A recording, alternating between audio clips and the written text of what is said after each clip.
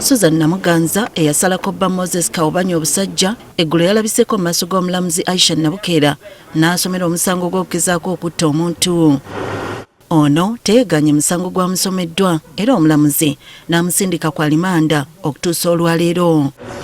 Olulinnye mu Kaguli, omulamuzi talonzezza n'amusalira ekibonerezo kya kwebaka mu kkomera okumala emyaka 15.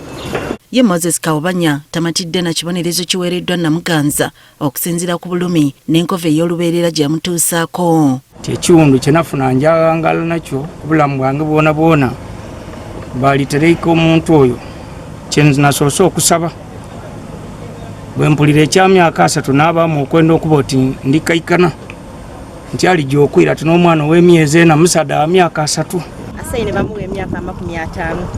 Omukyalo oyo ekintu kyakola kibiino yatutyobola ine ife abakyala. Ekifo ekyo kyamutolamu kyamusalako ekintu ekyo tikikeirawo. Ekibonerezo kyasoose nakyo nga tuyingira mu kooti mu saavisi esooke ekyamyaka 3 bana bere bakuyama mirundi 2. Ono agamba wakweyongerayo mu kooti enkulu ajulire. Era nga nkozesa ebirowoozo ebikalamu ino nti ndi kuddulira mu kooti ey'owaigulu esinga ku wano.